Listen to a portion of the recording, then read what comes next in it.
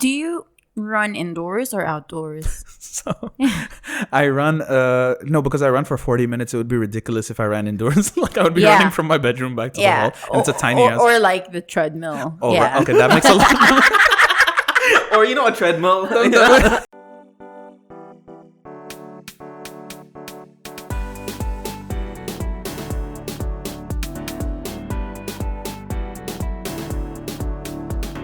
Hello, everyone, and welcome back to another episode of Half a Nice Day podcast with your host, Janine. And Joshua. And today, we have another guest, Joshua's good friend and stand-up comedian, Anand.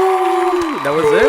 Hello, guys. A lot more. You're the good friend, so you introduce he's him also then. a social media guru. Interesting. He does those Adobe videos. What are those? Flash videos you did? Yeah, some on animations. YouTube. Yes, animator and producer, stand-up comedy producer, and lover. and a fighter, and our first Indian guest as well. Yeah, true. So this is going to be fun. That's true. Spicy. Yes. Yeah. Wow. Is it going to be a spicy podcast today? We'll see how it goes. And he's wearing a gaming headset. I don't know why. Listen, Joshua the night before asked me to bring a headset of some kind, and this was the only one that I had. Okay, I got it from the grocery store for I think 20 dirhams, and it works. Okay, I can hear. And he can hear himself. So it's the first time you're using it. No, I've used it for gaming before. Oh, okay, but all my friends always give me trouble for it. They're like, "Oh, why don't you get the Astros or the Turtle Beaches?" And I'm like, "It's all the same." What is a Turtle Beach? Exactly. It's What is some any? place Someone in doesn't Goa. game. You know? Exactly, but yeah. So welcome to the podcast. Thank you for having We're me. really delighted to have you here. Yes. Yeah. And Anand was born and raised here in Sharjah, though. So Yeah. so how was that growing up? First of all, can I just talk about... So my hand, as you guys can see, is fully it's bandaged and wrapped up. What happened? So what happened was yesterday, I went to go visit my cousin in Sharjah. Right? Of course. And we wanted to get him sweets. And there was this sweet shop right under his house. So my parents are visiting Dubai right now. So they went in and they got baklava and kunafa for him. And so they were packaging everything up.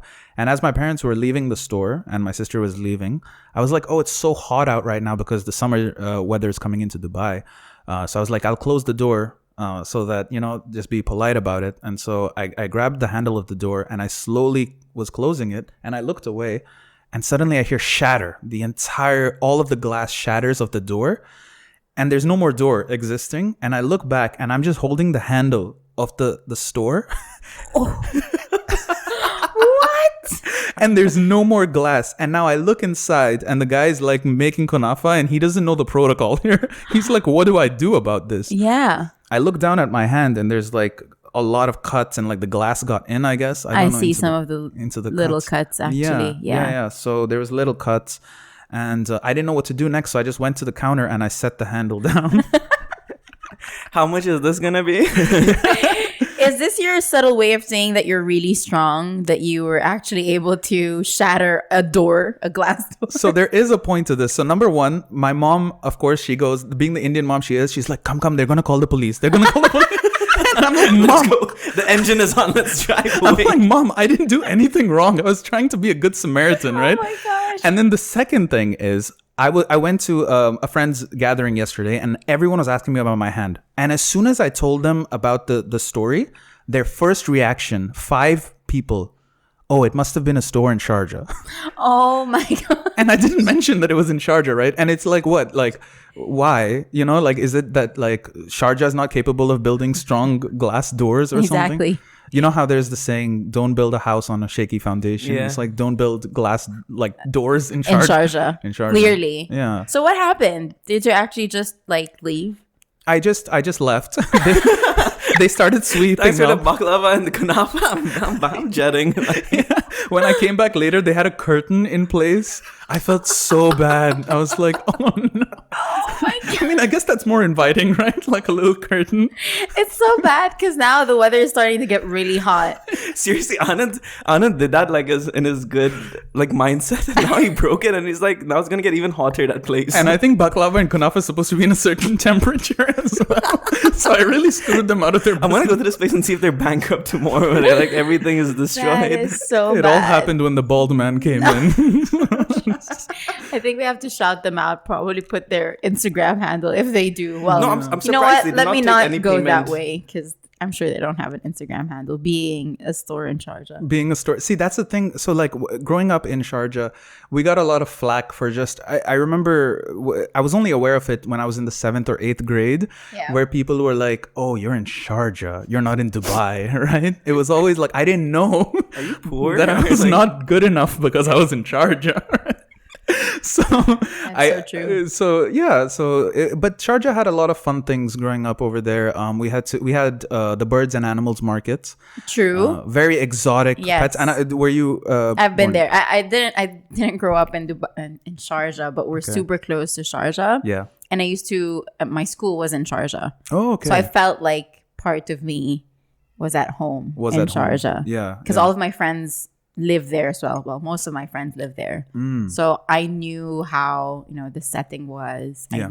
And I'm not too far from it, so I would just pay like 15 dirhams at that time for a taxi Yeah, all the way to pre-Salik Sharjah. days. Yes, Oh wow. pre-Salik days, pre-meter days. Pre-meter days. When those taxis wouldn't have, you would just hail a taxi, and they would be these And you wouldn't even know if they're private a taxi. patan drivers. Yeah. Yeah. Who would just bring you over. Wow. Yeah. That's fascinating. Yeah, and scary at the same time as a girl, as a girl who's like 13 probably year old. Yeah.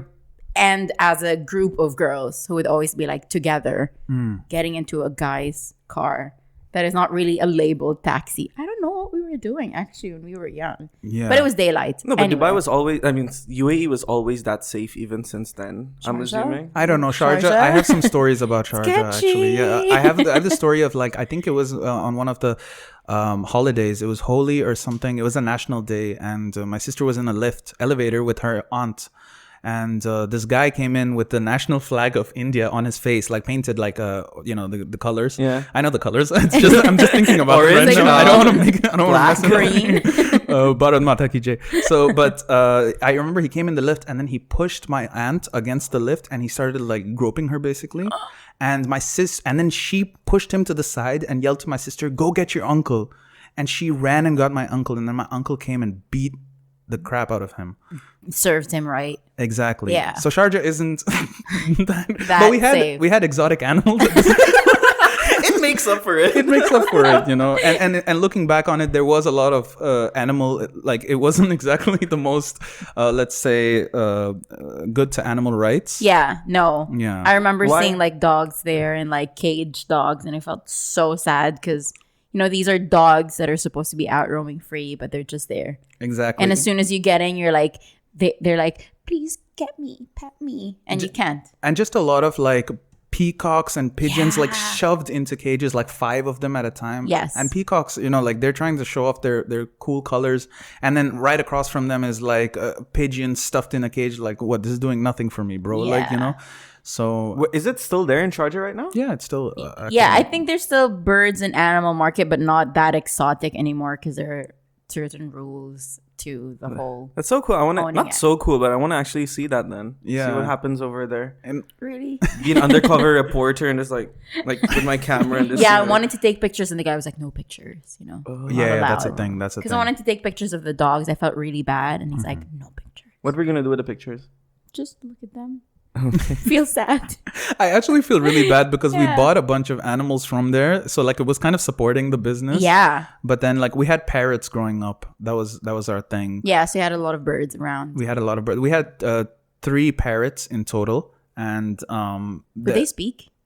they could. Yeah. So Did you train them to say something? yeah, so my grandmom used to help me raise them, and then she used to tell me in Tamil how to say a certain thing. It was Tathame pucha pucha, which basically means run, there's a cat coming. Which is kind of hilarious. This tells me everything I need to know about Sharjah already. Like people in elevators and if there's a cat coming. So that was what the parrot was Full saying. danger. That's what the Run, parrot- there's a cat coming. Run, there's a cat Oh coming. my God. Imagine like 2 parrots conversing. Run, there's a cat coming. And they're just in the That- cage and they're just like, Yeah. where do And we it's go? like we're parrots, we can fly. But the crazy thing about it is like we showered these parrots with love and affection, and they hated us. Like these parrots, anytime they would bite and draw blood all the time. And like for years, I reared them as like a child. And as soon as they grew into adults, their eyes, like they turn white. Yeah. And that's when they're pissed off, and like they would bite and draw blood. So I had 2 parrots. One was named Romeo, and one was named Smokey. I was gonna say Juliet, but okay. It should have been, honestly. But the other one was a male, so it would have been weird to assign a gender. But I remember very vividly my dad bringing Romeo home, and like that was the first parrot. And then the second parrot he brought home one day, he sets it down. And as soon as he's setting it down, like he brings it from the animal market, and it looked different from my other parrot. I'm like, why is it different? And he goes, oh, this one's from Karachi, Pakistan. Ooh. And yeah, exotic, right? So he sets the cage down, and bugs just started crawling out of its feathers, like everywhere, all around the house. And I'll never forget this, because the first thing my dad says is, it's probably because it's from Pakistan. My gosh. I was just going to say, you're setting it next to an Indian parrot. Exactly. And that must have been like a cockfight. It spoke about the divide between our nations, really. And that wasn't me saying any of that. That was my dad, really. And my dad has a lot of Pakistani friends, and we really love them. Yeah, we love Pakistanis, don't worry. No, but also because it came in from that filthy exotic animal. It's the market. Yeah, it's the market. Those market conditions were atrocious. Imagine all of those bird fleas. Yeah. It's crazy. I didn't even know birds could have fleas. Like they're birds, all the way in the snakes. sky. Have you seen snake fleas? Snakes can have fleas? Yes. Underneath their scales. Yeah, because snakes are ground animals, but a bird is like all the way in the sky. Like fleas one like not these birds. These birds are just in the Yeah. market. These are in cages. Oh, and they had squirrels and stuff in the cages too. So like they can get it from anything. They had skunks. They had like weird animals. It's just like everyone all together. Yeah. It's crazy. The thing about that parrot story is that at the very end of it, I remember coming back from school one day, and my dad came up to me proudly, and he was like, I was like, where's Romeo and Smokey? Or just Smokey? And he was like, parrots should live free in the wild. So I set them free. Oh. And he looked at me like he did a noble thing, and like he was so proud of it. And I was like, Dad, these are domesticated birds. They've been fed their entire life like seeds and stuff. You let them free in Sharjah Rolla. Like they're doomed. I know. They won't be able to fend for themselves. Exactly. Unless that parrot found its way back to Karachi, it's screwed. It just took an Air Arabia flight and like, you know what? Take me to Karachi. One way, please. Exactly. One way, please, with fleas. Yeah, I ended up giving Romeo to actually my there was a lady who was teaching me painting and drawing at the time, so I ended up giving him to her. And a couple of years later, I went to go visit him. Turns out Romeo had laid eggs, and Romeo was the Juliet all along. What? Yeah. Plot twist. Plot twist. And that also speaks about racism, because Romeo was with Smokey all the time. Smokey was a male. Romeo was from India, the female. Why didn't they ever have eggs together? True. Like, stay away from me, bro. Yeah, you're Pakistani. Please take your flea away from me. That's so crazy. But currently you have dogs and cats now, right? I do, yeah. I have 1 dog and 5 cats.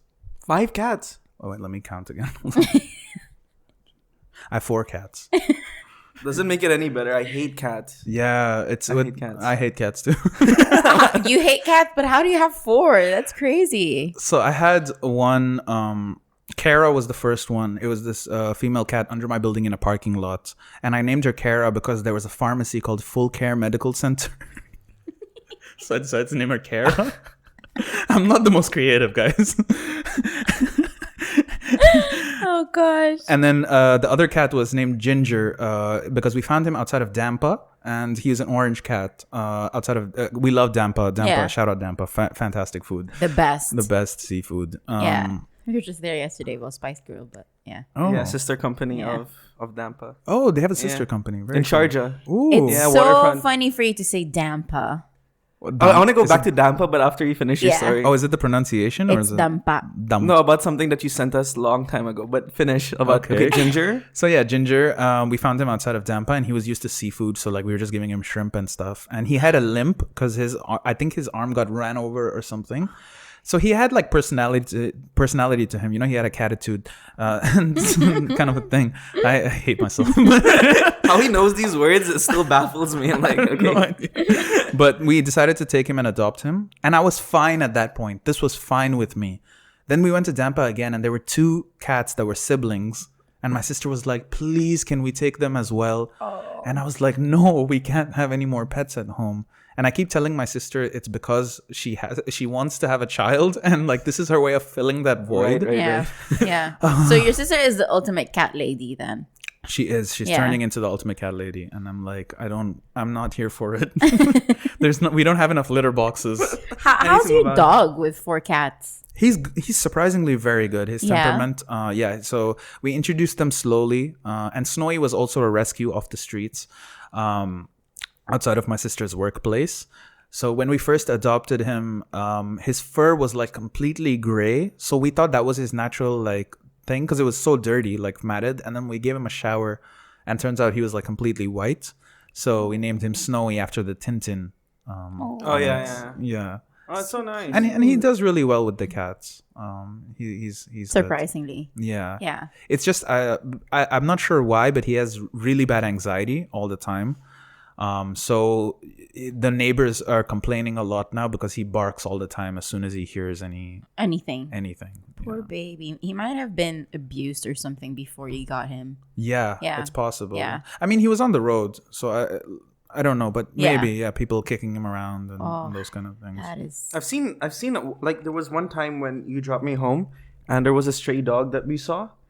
Remember? And like so Janine had left and I was just watching this dog to see what goes on, and all these kids started surrounding him and like throwing stuff at it. Next to your house, right? Yeah, I'm just like, guys, you gotta stop. And then this dog just suddenly ran away, and I'm just like, where did this dog go? But he had a collar, right? No, he had nothing. Oh, okay. It was like in the middle of Abu Hail, and Abu Hail, you barely see any pets. Yeah. So I was like, maybe this dog lost its way, or someone just abandoned it. And I was just like, it's really sad that these kids are just like throwing stuff. And I'm like, should I take it in for a few days and see what happens? But eventually this dog just ran away after like being scared off by all these kids. Yeah, and he realized you taking him home is not the best option for him. Yeah. Oh, wow. Yeah, I'm like, it's like, my dad is afraid of dogs, that's why. Really? Oh, I okay. didn't never know told you that. this? No. Yeah, I know apparently you're allergic to cats. I'm allergic to cats. Can't have a cat. Yeah. Are you afraid of dogs too? No, I love dogs. Okay. My dad's afraid of dogs because he was one day in Philippines and like our province. Yeah. And he decides to go on a walk. My dad loves walking. So he just starts to walk and then he sees like this pack of dogs and they all start barking at him. Yeah. And he's like, and he can't run because he's like the fattest guy in the world. And he's like, it's like brisk walking and like these dogs start following him. And then apparently, I think they managed to they just left him alone. But as a kid, especially like in India where he was raised in Goa, he was bitten by a dog. Oh no. He doesn't have the best experiences. Yeah, and in third world countries like India, Philippines, the dogs roam around in gangs. Like they are mafia in the streets. Like they don't mess around. Because they realize that they're better and stronger together. As a pack, as a unit, yeah. But then there's that one leader. Yeah. Who's just like, do not mess with my people. If I was a dog, I'm pretty sure I would be the leader. Okay. You think so? Maybe. Think you'd be the alpha dog? Yeah. I doubt that. Woof. Woof. Move. That's a very threatening woof right there. I'm terrified. Woof. Woof. I'm submitting to you right now. Claim me as If king. you were a dog, you are the typical golden retriever. Because like you're friends with everyone. That's so true. You're Yeah, like, I feel like you would be a No, You I'd be are like a golden. Rottweiler, I think. No, you are a golden retriever. You don't have pit bull genes in you. I feel like you would be like a German Shepherd or a golden retriever. Yeah, Or you are. a border collie. Yes. Yeah. Yes, I don't know what a that border is. collie. The white dogs, well, black with like white. They're Oh, usually the fast farm. Very dogs. intelligent, and Yeah. they farm and they herd. Yes. They herd. So So they yeah. you know, with sheeps, they're the ones who herd the sheep. So usually they're farmer dogs. 'Cause They're the fast ones, right? They're fast, yeah. they're pretty fast. Yeah. Fast as well. My dog is part Saluki, so he's a race dog. So Nice. he has. I used to go running with him quite a lot, and like I can run for a while, but he wouldn't break a sweat. I mean, he's not supposed to sweat. Like, why are you leaking? Why is my dog broken? Change the battery. Yeah, I remember running 5K with him, 6K, and like I would just look down and he's fine. Like he's trotting beside me, not even like a full on like sprint. He's used to it. He's used to it. Yeah. Yeah. That's crazy though. I would love a dog. Wait, okay, so like back to the Dampa thing because I remembered it because I don't know if the listeners remember, but Anand was the first one to ever send us a voice note on the podcast. Yes. Do you remember this? Oh, I do remember. Yeah, Yes. and yours was about a question about going to Dampa with a Filipino date, and I'm yeah, trying to it put didn't myself work in out that or picture something. right now. Yeah. I'm trying to picture it. So I remember, Oh, Lord. I remember it was it wasn't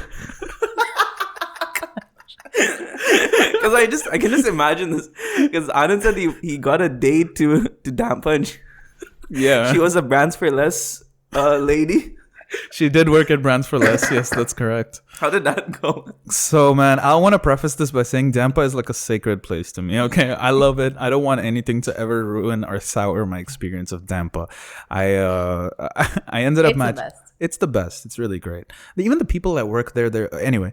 So I matched with this girl, and she's from the Philippines. She's Filipino. Shout out. Shout out. It's cool. So Kabayan. So I go, I'll take her to Dampa because I love Dampa. And it just so happens she was working 2 minutes away at the Brands for Less, right next to Dampa.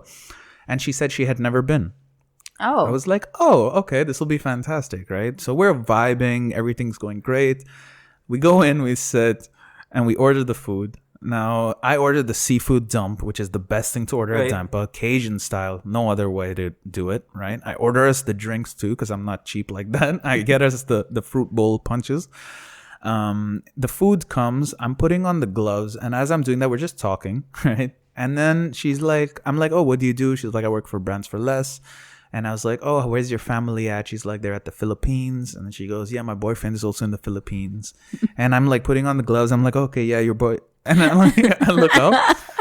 And then she goes, yeah, my boyfriend actually, like I've been dating him for about 3 or 4 years now. It's really serious. And then she looks at me and she goes, but it's okay because I'm disloyal sometimes and I can cheat. And then I'm like astounded, right? And then as that's happening, she goes, it's okay though. Like I'm trying to change that about myself. And then she starts crying. I want more salt in the seafood. Just tear up on the crab a little bit. The funniest thing is, before they dump the seafood in the thing, she's crying now. And now the guy comes and he starts pouring the sauce first and he pours the heart on the table. That's how they do it. And I'm like, can you just pour the sauce down the middle of the heart first? What is going on? Right? So then she starts deep crying and she's talking about how she's cheated on him a lot of times and she doesn't deserve him and how he really loves her. And I'm just like, check please. I don't know what's going on. But then the food came. So then I'm like, anyway, this is the shrimp, this is the crab. Like, I'm like, why does this always happen to me? And by the way, that is a recurring theme for some reason. Every girl I was interested in always ends up having a boyfriend for some reason. And it's a weird thing. I don't know why it happens. But I remember just like having this really weird quiet, like the quietest Dampa feast I've ever had. And, like you could hear like the air in the room just as I crack the crab, like crack. I'm like, what? I gotta get to the meat, like she's staring at me. I already ordered, might as well, right? I already ordered, right? I'm like, okay, you don't want the oysters and the mussels? I'll have it. Gosh. So then at the very end, this girl has the audacity, right? We're eating everything. We're done. And then there's like that much left. She looks at me. She's like, can I take this to go back for my friends? And So bad. yeah, way to dampen the mood at Dampa. And wait, did you end up paying the full bill? Yeah. I paid the full bill. I'm a gentleman. Like Okay, that, so do you believe in that though? First dates, is it a woman or the man? Or is it a split? I usually go for a split. Okay. That's kind of the way I like to go about it. Just to kind of see where her head's at. If she's okay with it, then I can see, okay, like I don't mind like getting the bill every single time after. It's just I want to, it's more of a test for me. Okay. To kind of see like, is she cool? Okay. Because if she is saying like, oh, hey, we're just getting to know each other. I don't, but then there's also the thing that like, if I invite you out on the date and you're spending all the time to get ready for the date and all that stuff, then technically, I'm torn between it. It's You believe in split, right? I believe in splitting at the first date. That's that alpha dog talking right there, the leader of the pack. That's a golden retriever talking. Woof, Bill, please, woof. No, but because I strongly believe that if I have to pay for it, I would like for you to at least do that dance, where you're like, oh no, let's split it. Or where's my wallet? You want and the perception. Exactly. Like, I don't mind paying it, but I really like that. Janine did not do that on our first date. She was like, I'm paying on my Zomato, bro, at Denny's. So it was already bad enough. You know why? That's why. Because I'm like, it's Denny's. You have your Zomato. I'm not going to like do the dance. Yeah. No, but Denny's is a fine establishment for first dates. Denny's Really is, now. yeah, you can get some pancakes. Yeah, She's like, that's do you what have they- entertainer? You're like, entertainer? I barely know her. Yeah, I believe in men taking the first bill because like usually it's the man who initiates. Let's have that first date. Mm-hmm. Then after, like, we're fair now. Like we would split the bill. Yeah, that's Sometimes true. you'll take it, sometimes I'll take it. But like the first date, I firmly believe Mm-hmm. that the man should like initiate at least. I don't know, man. I don't Yeah, there know. should maybe a dance, but then the man should be like, no, Let me ask you this. What is your opinion on if the girl asks the man out on a date? pay for it. The The girl girl? pays for it? Yeah, if she can. Yeah. Who initiated? But when does it ever happen that dates? a girl will ask a guy on a date? I ask you on dates. Yeah, but now that we're dating, but I've asked has men a on girl dates. ever asked you out Yeah, I've had Yeah. one or two, yeah. who are already in a relationship? Wait, what? Who are all I have a Wait, boyfriend actually? back home. Yeah, I think so. Wait, yeah. Actually, yeah. I've asked men out. Yeah. Yeah. Why? Why? Because it's if you like someone, why not ask them Yeah, out? that is true. Yeah. There's no time for games now as well, right? Plus, I like the forwardness, to be honest. I don't like having to initiate every single time. I like it when the woman takes initiative. Yeah. I think men like that actually. I do. Right? Yeah, Because they're it's like, nice. whoa, startled. Like this is not normal. Like Yeah. usually women wouldn't, but why not? Mm. Mm-hmm. I hear you. I hear you. Yeah. Yeah. I cried after the dinner though because he didn't like me. Who? Oh, no. The guy that I asked out. Oh, no. I'm just like, he's not interested. Who was he? I cry. I'll tell you after. No, you can tell me now. My crush. Which crush? The The jiu-jitsu jiu-jitsu guy. guy. Oh, my God. Usually it's wine, dine, and something else, but you did wine, dine, and wine again. Yeah, after. exactly. And wine after. I'm like, why am I so stupid? Of course he doesn't like me. But yeah. But you're also into martial arts, right? Yeah. So I've always been into it. So growing up, I did karate when I was a kid. Nice. The most useless sport, martial art, if you think about it. No I don't know offense why to I'm karate. laughing. Like seriously, no offense, but I can imagine like you learning karate in Sharjah. Is it one-on-one or is it like with a class of people? It's with a kids? class of people, and it's more like a routine. Like you just learn like these dance moves Patterns, and right? patterns, It's like of patterns. movement. Yeah. The lion, tiger. And then I learned Taekwondo after a while, which was more functional, I guess. I guess you can use it sometimes if you need to like kick someone or knock something off from a really high platform.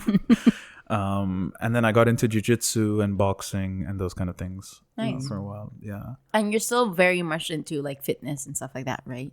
Yeah, so I will say, and this is something I wanted to discuss with you guys. I'm into fitness a lot, but my reasoning for fitness has changed over the years. So I used to lift initially because I was obese and I really wanted to get into shape. We can talk about that as well in my childhood. So the reasoning changed because I realized lifting weights is really great for reducing my anxiety, and I get a lot of anxious thoughts or depressing kind of thoughts. But it also strokes my ego, right? Because you get that pump, you feel really confident, and the confidence is nice as well. But then it has a lot to do with ego as well, because the bigger you get, the more compliments you get, those kind of things. Yeah. Now I'm more focused towards cardio and running because it helps my mental a lot more. So like the minimum I have to run is 40 minutes. And I have a theory on it where if I do a slow-paced running for 40 minutes of cardio, I'm able to think a lot quicker on my feet. And also, if I just get that blood flow to my brain, there's literally like before I run, there's a state that I'm in, and there's a completely different state after I run. There's literally a vein that goes out the side of my head and pops out once I'm done running, which means that the blood flow must be there because before running, it's not there. So I've said this to a lot of people that like I can literally physically see the change. Yeah. And a lot of people haven't noticed that, I guess, about cardio. When I weightlift, though, there's also that mental element of like when I go really hard for a couple of months and people are like, whoa, looking big, whatever. And then I go again, like now I'm not lifting anymore. Like just yesterday, people are like, oh, you stopped going to the gym? Or like, oh, you look smaller than before. And then that gets in my head as well. And it's never from women. It's always always from men. dudes. It's always dudes. Yeah. That Always. is so true. Because you guys notice each other's like swollenness, you know? Yeah, but don't say it like that. Don't say it like that. His face like Looking swole, bro. Yeah, don't say it like that. It's more, yeah, I guess it's like we appreciate how much hard work goes into it. But with women, all of the women in my life have said like, I like you a lot better when you're not that beefy and big. So like it more looks cardio. weird. Yeah. But the cardio is more so like there's no ego involved. It's more so just for my mental benefits. So that's what I've been doing for the past almost month now. Do you run indoors or outdoors? So I run no, because I run for 40 minutes. It would be ridiculous if I ran indoors. Like I would be running from my bedroom back to the hall, and it's a tiny house. Or like the treadmill. Oh, yeah. right. Okay, that makes a lot. Or a treadmill. That makes a lot more What's sense. that? Setting do you put? I can just imagine Anand running in his house. Yeah, with the dog and 40 4 minutes. cats, just like Whoops, sorry. no. So I run in my parking lot of my building in a loop, which is terrible for my knees because it's an uneven parking lot. Yeah. There's a park like 5 minutes away, but I'm too lazy to go there. So I just like go to my parking lot, and there's cars that are constantly coming in the way. Yeah. So I'm constantly just running around them. Also, when you're pivoting, right? Like it hurts because you're sort of bending your knees. a little bit. Horrible Yeah. for the knees. Yeah. So my left knee has almost given out at this point. So I have to be really careful about it. But every time I have something to do that I have to think like clearly, I have to go for the run. So this morning my knee was killing me. I went for an hour run before this podcast because it's important to me. Because Yeah. otherwise I would be sitting here wondering what to say next. Right now I'm just in flow. Like I can just keep talking. So you find your thoughts slower when you don't get that morning run. Absolutely. Or when I just don't get the blood flow going in my body. Right. But I feel really I feel like that's not a good thing because it's like an addiction like any other thing. And I wish I could just be that person that could wake up in the morning and like go to work and be like, function without needing to do it. It's like a necessary thing I need to do. Otherwise I don't feel complete. No, but I disagree with you at that point because this is a good habit. It's nothing like wrong in any way because I totally agree with you. Like there were few I'm just throwing an example, but like an interview which I had to do like whenever I do an interview, I have to make sure that I hit the gym because it really puts me in that spot and it gets me to that state of mind where I'm like in flow, like exactly what you said. Otherwise, I will have to rely on supplements. Like every time I do a show, I make sure that I have to take Alpha Brain. Oh, right. So I take Alpha Brain and I really don't feel the same effect as I do when I hit the gym or when I do like some form of walking or getting some direct sunlight. Yeah. So I agree with you. I know that you get into that state when you are like your blood is pumping and everything. Yeah, but is it too much of a bad thing where like if I'm injured or something, I'm just not the same person, and you don't want to be around that person. It's like I try, to be the same, but then it's like I'm just moody or like I wish I had a baseline. I don't really have a baseline. Right.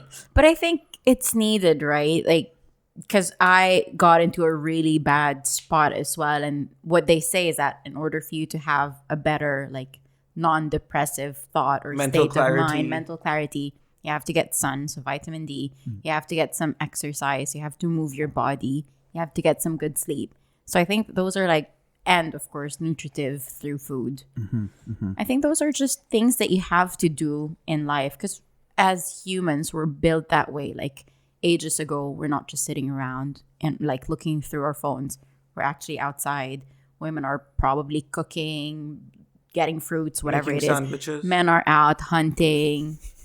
Right. Yeah. Want to start again? No. Please continue. But yeah, we're all outside getting She is the one vitamin that D. gets the birds from the balcony, by the way. So I would- Exactly. Exactly. Thank There was you. actually a Anand. dead cockroach because we went to see an apartment in the morning. There was a dead cockroach, and I'm like, I'm not going anywhere near that thing. I was gonna leave the house. Oh wow. Yeah. I'm like insects, birds. No, birds I'm okay with, but like a dead bird to carry it, I'm like, no, never Yeah. in my entire life. And last night, something happened. The glass fell out of the table, and Joshua was the one sweeping it away. So that just goes to show who, The roles have yeah, the roles have yeah, reversed. how the You know, you don't have to tell tables everyone turned. about that, right? I'm just like sweeping. And And I was asleep. I'm like, what happened? He's like, it's okay. I'll do it. I'll sweep it. Thank you. no, Josh. but I agree with Janine because you know Aubrey Marcus, the owner of On It. On it, yeah. He speaks about like the first hour of the day is the most important to anyone because it sets the tone for the whole day, right? And it's like the first thing you have to do in the morning when you get up is drink like a liter or something, or I think 500 ml of water, so you get the hydration going back in because you lose a lot of water when you sleep, and direct sunlight for like 15 minutes and some sort of movement. So his movement is going on his trampoline for like some time. Oh, okay. Oh, and, nice. That's fun. Yeah. Yeah, so it really depends because I realize when I have a solid morning, Sorry, I solid no, morning it's bow. not, it's not that. I just imagined like Aubrey's wife, like there's like a panic situation. Like she's like, oh my God, like the house is on fire. And she looks at him. He's just bouncing on a small trampoline. And he's like, yeah, but I gotta get this in, babe. Like I gotta get this working. This is The my fire morning. can wait. Yeah, I thought exactly. you started laughing when I said solid morning. I'm like, no, but it really sets the tone for the day. Like there are days when I'm late for work and when I'm in that panic, I realize I'm gonna have a bad day Yeah. throughout the whole day. Like especially say like 10-15 minutes late for work and I'm driving fast and I'm like taking a very quick shower instead of my like routine shower and stuff. It really destroys the rest of the day for me. So I think waking up on time and making sure you get a solid 7 or 8 hours in. Oh yeah. I need that 8 hours, bro. I need that. And I have a couple of things that I also follow. So like I have to do in order to maintain. So I have 8 hours, obviously. Second is working out in the morning. The third thing is breath work. So I do a lot of breath work meditation. So I do that every single day before any show. If you catch me at any place in the room, I will be doing breath work at some point. It just helps me focus in. And I usually do Wim Hof. So that kind of repeated fast breathing. And then I take a freezing cold shower every morning. So that just your face, Janine. I tried. Not for me. Yeah. I can't. I tried getting my girlfriend into it as well, and it's impossible. But it really helps me just wake up and get to it. And ever since I started doing that, I don't take hot showers anymore. Really? Because it's because you don't like it anymore, or I do take it. Like, okay, that's not the truth. I Yeah. take it sometimes. That would be really weird if I just like always can you get in the hot tub. No, like, I take it sometimes. Yeah. But for the most part, if I'm ever feeling down or lethargic, it just like wakes me up, and it's a 30-second thing. Like I'll hop in, hop out. You know, it's not like I'm staying around for long. Josh does the same as well. Like you like taking cold showers, or you do this like tub full of ice. Yeah, and thing. ice bath. Yeah. Yeah. Or it's called a polar plunge, I think, or something like that. I can't. But this But, is it Wim was Hof does this as well, right? Yeah. So I used to go to this place.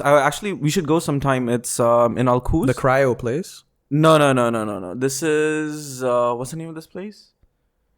Something. I forgot. It's some like athletic recovery place, and it's like a real like polar plunge. So they have like 3 settings, which is like 8 degrees, 4 degrees, and I think somewhere in between like 5 or 7. Mm-hmm. And it's like you just stay there for like 15 minutes, and the initial part is like really shocking. Like it shocks your body, but then after that you settle down, you tone down, and it's really amazing for me. Like it does wonders for my skin, for my clarity, for everything. I need to do it more, but then like paying $100 for that is like is the pain. I remember wanting to do that, but I didn't want to pay the 100, so I got like an ice bath in my house, and I tried it that way. Cool. And it was cool. I only used it the one time though, so it was a waste of money from Amazon. I bought like this giant tub, and then I recorded like an Instagram video. Of me I remember trying seeing it this out. video. Yes. Yeah, and then I never used it again because it's just so much work. Like you have to buy like so much ice in order to make the bath cool. I can imagine. Yeah. But I guess still less 100 dirhams, right? Like probably 20 dirhams, 30 to get that 20. much ice. Yeah, Yeah. 30. Yeah. So still not the same. And you can say, as long as you want. Compared to this, I guess. No, they say Like 15 minutes is ideal. Like it says you don't get any more Effects. benefits of it after 15 minutes. But I like to stay like 15, 20. I like to submerge myself as well, like completely. That's long. Yeah. I think I lasted maybe 10 minutes, so that's longer than I did. That's good. But Yeah. we should do it sometime. Yeah. And then they say that if you want to get like the full effects, you jump into the sauna immediately, and you get that change in temperature when it comes to your core temperature and all that kind of stuff. Right. Yeah, Interesting. fitness is something that I'm passionate about. So Really now. Okay. Well, we both are. It's just that I fell off of the bandwagon. I used to like really wake up, have my own routine, do everything, have like my quiet time. I read my Bible, and then I go to the gym, and after gym I get to work. Weren't you into kickboxing as well or something? I used to do jiu-jitsu as well. But then because of the pandemic, it's going to be difficult because you're going to spar with people like literally face to face. And, Yeah. what if that person is potentially a COVID positive person? So I stopped for a while. But I guess now because it's getting better, maybe I'll get back to it. 'Cause Yeah. it was really amazing to me. So I remember going to Entropy Jiu-Jitsu during the heights of COVID, and I really wanted to do it because I was watching the Is that karate. in Wafi? I think so. Yeah. I believe so. And there was I was watching, what was it called? Cobra Kai on Netflix. And I remember just being like so pumped about the show that I was like, I signed up for like a free trial class. And I went, and it was during COVID, so they gave us the sparring partners was a doll, like a thing stuffed with pillows. Right, yeah. I was like, this is not the same. Yeah. Like, I want the smell of the armpits and the crotches. It gets you The in sweat. the sweat, like to like feel like you're in there, with the Brazilians. Yeah. And, like it's not the same. So you wanted a Brazilian. No, well, with- let's not go there. I want the Brazilian, please. Since we're on the topic of Brazilian men, can we talk romance really quick? Yeah, go for it. But look, just going back, it's Yes. true. It's not the same if it was just with the doll. Like you can do your, different moves of practicing It's it never because the you would same have if it's to with the doll. practice. But before I did jiu-jitsu, dude, I'm just like, get a robot or something. before doing jiu-jitsu, like Japanese I would robot for jiu-jitsu. blow Instead up of doll. tapping, it just goes yamete. Yamete. I used to look at these people who are doing jiu-jitsu at the gym because I used to do Muay Thai and kickboxing. Never started jiu-jitsu. And I would just look at them sparring and I'm like, I see a man and a woman like just rolling around. And to me, I was just like, is that okay? Like, Yes. it looks a little bit, Yeah. not okay. Dangerous. Yeah, not just No, not dangerous. Like, dangerous. what if there was a guy who's like a douchebag? It's a way for them to actually like touch and like if they wanted to. And I also was like not used to it at first. Yeah. And so the first couple of days when I was rolling, even with a guy, I felt kind of weird. Yeah. Because it's like that physical contact you're not used to. And then And rolling. it's so intimate. Yes, it's like so you're really intimate. And rolling next to with each women other. as well, I was really not used to. Yeah. So I was like afraid in my own thoughts. Like, am I gonna like, not I wasn't scared of like physically touching her anywhere and I was scared of getting aroused accidentally. Yeah. and not And a being Me aware Too of- movement. And a Me Too moment. Right? Jiu-jitsu gym. Exactly. But to just answer that, like when you're on the mat, like it would, and you're trying not to get killed because of course that's what's gonna happen. That thought never crosses your mind anymore. Exactly. So I tried it. I'm like, you'll never think of nasty thoughts when you're there because the only thought that you can think about is I don't want to get killed. Yes. Because you're literally gonna be killed if you don't move. And also Yeah. that gi is so uncomfortable. it so is. it's just like you're grabbing onto that and like Yes. you're not thinking any thoughts other Yeah. than like how it's like chafing you. Yes, you're in pain, but you also want to get out of pain and you want to kill this person. So there's no like Yeah. nasty thoughts that go around in your Yes. head. But like I can understand like as an onlooker, just looking at how people are doing it, I always get questioned like, you do jiu-jitsu like with a guy? I'm like, yeah, with a guy. But then when you're there, you'll never think of those thoughts, except for that crush that I had.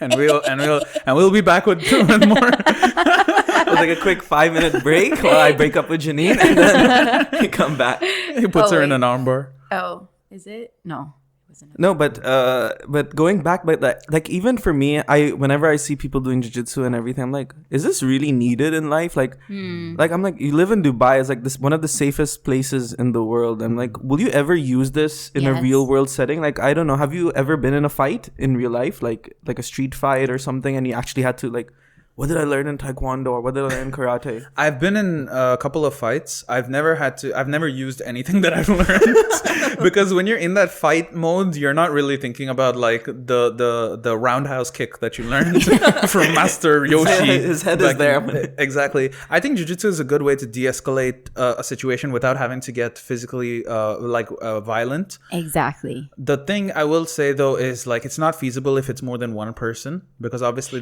you'd have to focus yourself on one person. You're focusing on one person. You're trying to like get a choke in, and someone just comes and kicks you in the head like their friend. That is so true. In a fight, anything should go right. Really, like in a street fight. Yeah.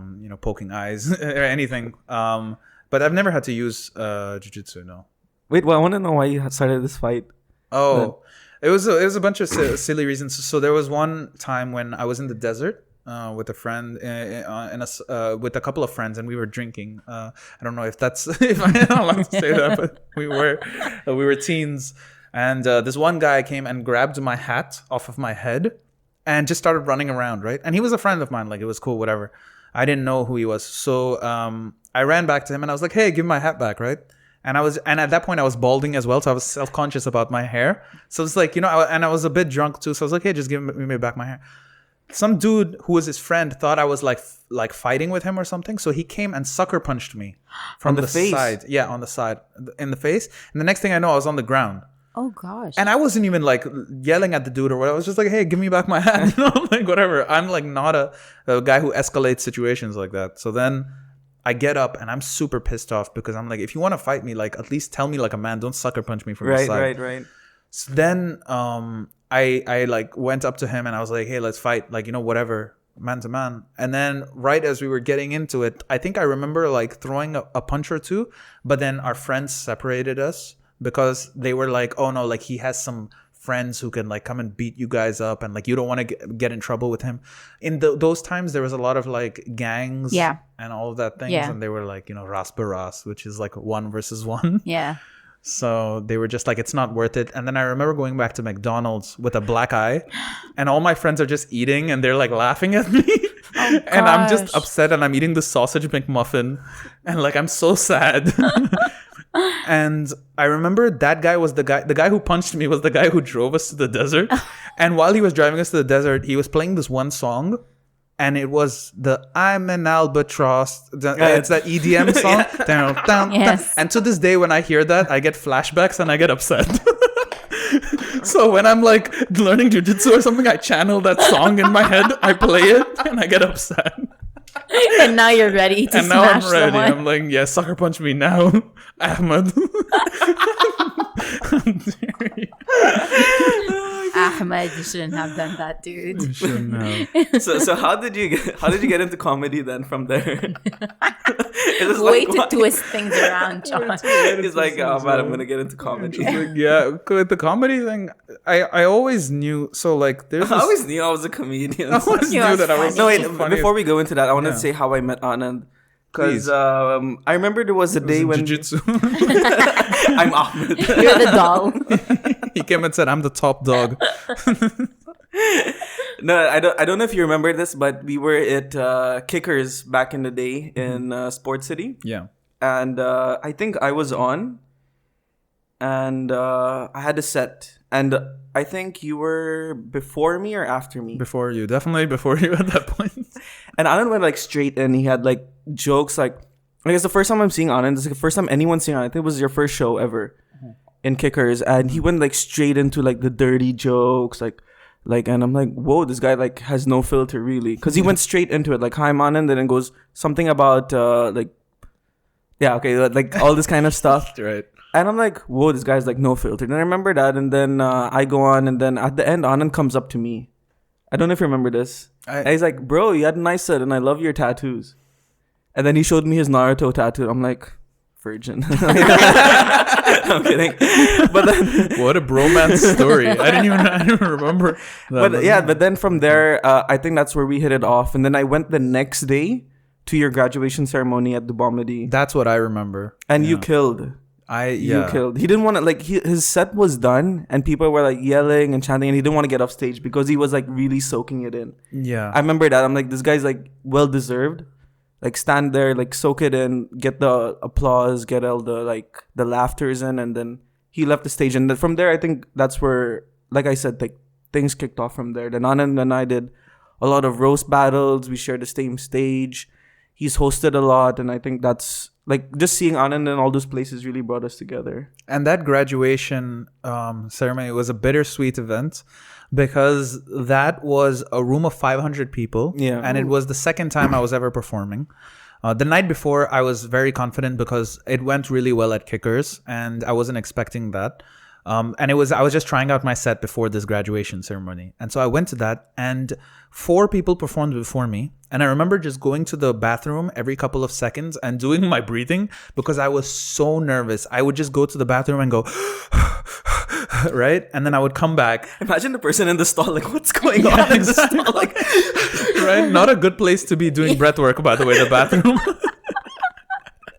So, just a tip for everyone. Yeah, do not do Wim Hof in the stalls. So I remember going up, and I remember just like people hanging on to every word I was saying, and it was going really, really well. And I remember looking at my the teachers who taught me comedy. I mean, they didn't, like, who helped me hone comedy. I won't say taught me comedy, but honed Mina and Ali El Sayed, and they were in the side.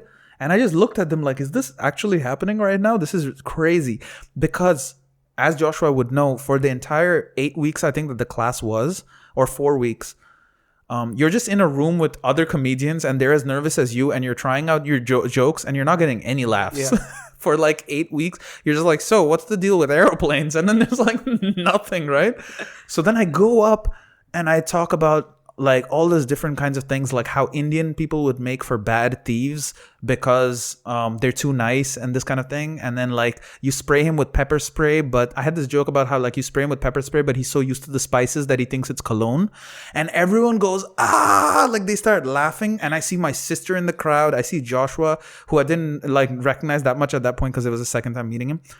But it's bittersweet because I have never had a show as good as that since, and I've always been chasing that feeling, right, ever since. And it's like a feeling I can never get back, really, unless I do a show for 1,000 people, maybe like in the future. Yeah, but yeah. I think to me, it's just, I don't know how you guys do it, but to subject yourself to hundreds, maybe thousands of people who may or may not laugh. I don't know how you guys do it. It just takes a different level of confidence to actually do that, because every single thing you say, you have to wait for their reaction and see if they're actually going to react to whatever you said.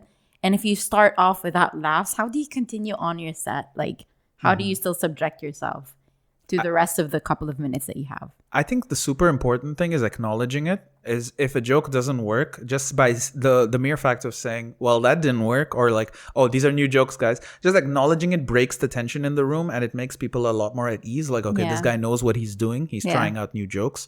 The other thing that makes the mark of a true comedian, I think, is if you bomb terribly, the ability to come back after that and keep going is what separates it. Because me and Joshua over the years have seen so many people fall off and you never see them again. And that was it. Yeah, because bombing essentially ties back to our ancestry and our olden times. It's like you're making a speech in front of the whole village and then they cast you out of the village. You're no longer included in the village. That's how you feel. Right. Like you've been kicked out. Right. So the ability to come back from that is really what makes a comic, I think. So how many times have you been kicked out? Of where? Of the village? Of the village. Let's just say he's moved villages. Quite a few times. No, but I totally agree. Like in Dubomedy, the class always starts off with like 15, maybe 20 people sometimes. And at the graduation show, it's like 8, 10 people. So even in that process of like learning the art of comedy, people are weeded out. Yeah, people like start backing out and they all have weird excuses and stuff. But I totally agree with Anand said. And it's a very, very rare form of like, you know, like Anand like speaks his heart out over there, even if he's like angry at a certain something, or if he wants to talk about a feeling that he once had, or like some childhood trauma. It's a safe place because that's when people see like, oh, I'm not the only one in this situation, or like, oh, I never thought of it like that. Yeah. So yeah, I think I've seen you after that at many shows, and there's a lot of different. So the comedy scene here in Dubai has been growing for a long time, and it's been getting better and better. Now we have alternate forms of comedy as well, a lot of improv shows, and back in the day there was just a couple of formats that we used to follow. Regular comedy shows, we used to do roast battles, and that was really like there wasn't even that much improv nights ever. That I don't know. Can you remember any other alternate forms of comedy that we used to do? Maybe like what Sahar used to do, like a quick game show on the stage or something like that. But yeah. But now it's really evolved. Like there's people who do music comedy. There's more improv. There's an improv troupe. That's actually really cool. I mean, as an audience, because when I grew up in Dubai as well, and I'm so into comedy and traveling and actually going into stand-up comedy shows and all that. Coming back here, I'm like, I wish Dubai had a scene like that. Yeah. And then like just a couple of years back, everything started like sprouting up again after, you know, pre-pandemic, and then now post-pandemic, it's been going really well. So people it's who going actually stronger than enjoy, ever, actually. Like I feel there is a lack of comedians here in Dubai itself. a lack of Because the same variety now. comedians are there, and like every night that you go to. Yeah, it must be difficult for you guys because you would have to write more jokes because it's not like you're touring, you know, Dubai, Alain, Abu Dhabi, Fujairah. Like it's the same, not the same crowd all the time, but usually the same people who would actually gravitate towards comedy shows would come a lot of times. So you would have to have a variety of jokes, or else they'll just like listen to the same things over and over again. Do you wanna? No, like I just wanted to say that that's the reason why I think Anand and me became really close, because we have a very similar style of humor. Like there are jokes which I don't get any laughs on, but Anand is like the only one in the crowd laughing, especially like my really dark stuff. Yeah. But one thing I really like about Anand, he can manage like a different room all the time. Like especially when it comes to hosting, he knows how to read the room. You do that a lot, and your style also changes. Like I remember you did a TED Talk as well. Yeah. I did a TED Talk acting as Steve Jobs, but I was Steve Jobless. And, Oh my gosh. I was trying to sell instead of Apple, I was selling a Mango phone that sold at Dragon Mart, and I was just like this really cocky Indian guy, and it was really cool to be invited for that. But I think that's the thing that I noticed about you as well, is like at first I was like, wow, this guy's humor is really dark. And I remember the first two jokes that you had made, like I'll never forget it, you know, with the dad joke. I don't want to give it away, but it was so like I was like, wow, this guy's able to speak his mind, and like I was dying laughing the first time I saw Joshua on stage. So that's the reason why I really went and spoke with him. I didn't really speak to many other people other than Joshua and Abs. The first times when I was in Kickers, Abs, I went up to him and I said, "You look like the serial killer from You."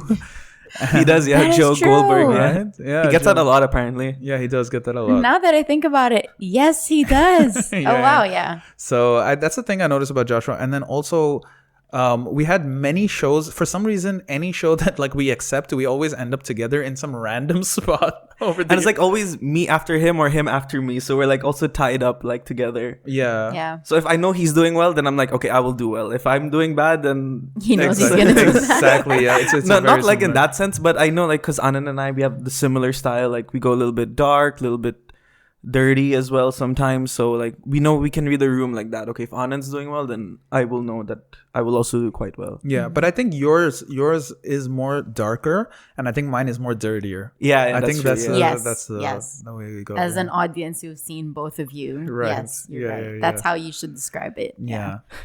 And that's definitely something that I want to evolve, and that will evolve over the years, is I want to get into storytelling a lot more, because I have a lot of insane stories in my life that have happened to me, and I have people are like, that's what you should talk about when I talk in the Yeah. comedy scene, you know. So that's definitely what I want to get into more. Yeah. But storytelling as an art, especially when it comes to comedy, is very tough. Like I have so many half-written jokes about like my childhood, the reason how I got into comedy, Same. like me being raised like Filipino Indian in the Middle East, all this kind of stuff. But it's such an art. Like that's why I really like, my favorite comedian is Hassan Minhaj.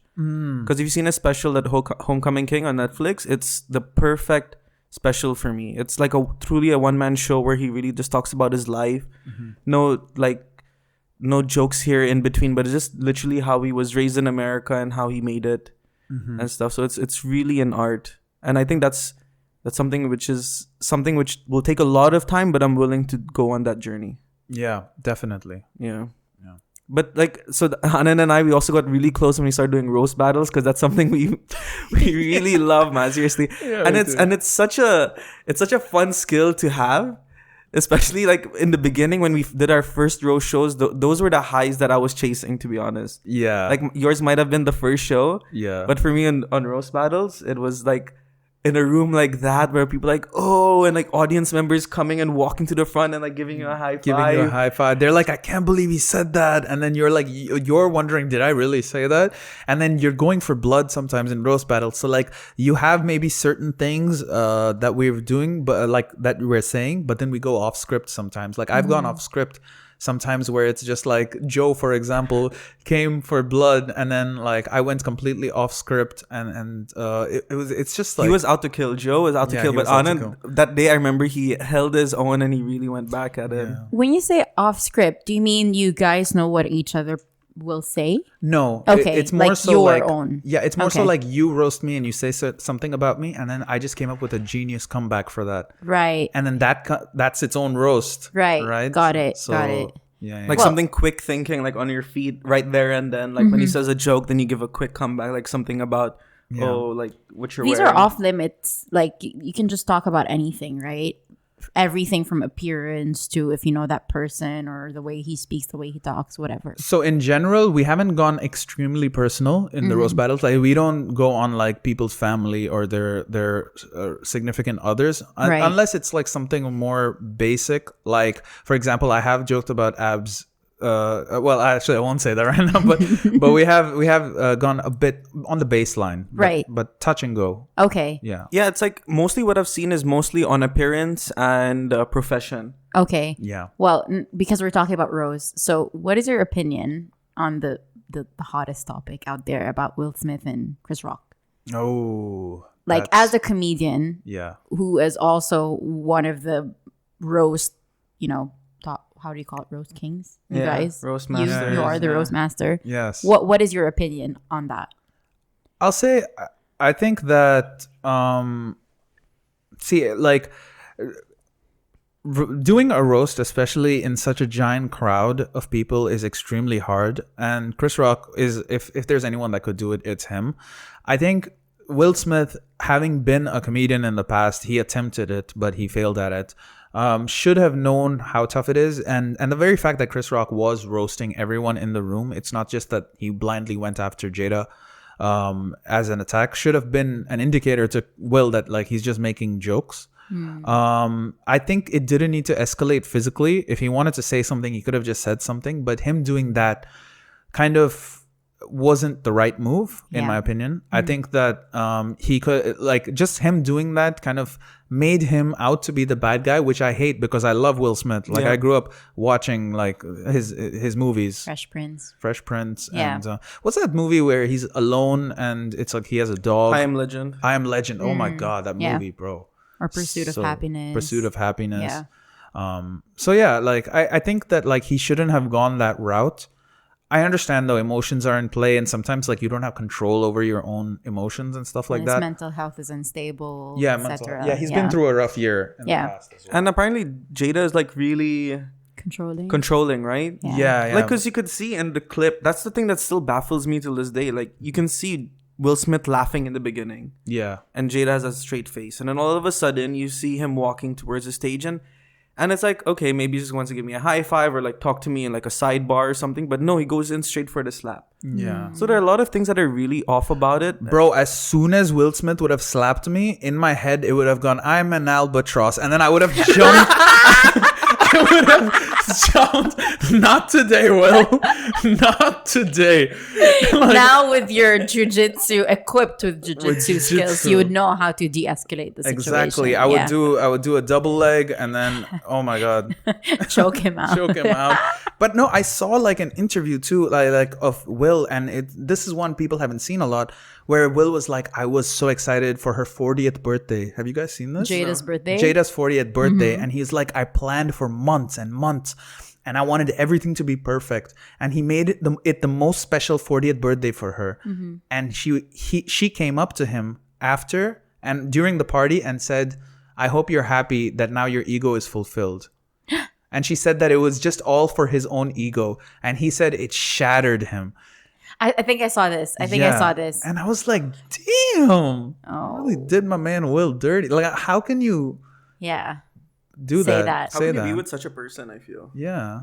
I guess love just works in mysterious ways, right? But then there's a line between that and an abusive relationship, right? Exactly. Like gaslighting and toxic. And I think that's how she is. I mean, based on, we don't know what happened in closed doors, right? Yeah. But based off the videos that we've seen, how she interacts with Will and all of these like allegations, not even allegations. She said she actually cheated on Will, right? Yeah. But they have apparently an open relationship, so Because he that's did also, as well, yeah. apparently. I don't know. But you know how It's the just a media mess is up. like painting her now. It's like everyone is like making her out to be a super villain, which I Yeah. think is like a little crazy. Like she looks like Lex Luthor, but she should she should know. Like It's quite bad. It's quite bad. Because look, Will also has his own will, you know, Yes. to do whatever he wants. But he also did something wrong. He and did. we can't just pin it in total, you know, into Jada. Yeah. Yes, of course she did something. But what I would say is that it's sad because I'm not a comedian. And this just goes to show that now everyone can just go up on stage and like slap people. physically and, like, assault someone. Yeah. if they are like offended.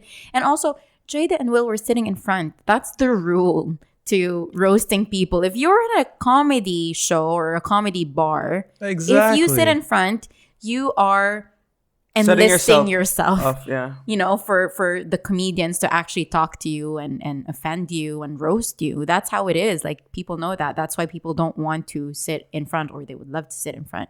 Depends on, Yeah. you know. So for them sitting in front and for them knowing that Chris Rock is a comedian. Look, even Ricky Gervais, everyone who hosted the Oscars roasts people. So it's not like he single-handedly attacked Jada Yeah. in that way. And, you know, I don't even know that she has alopecia.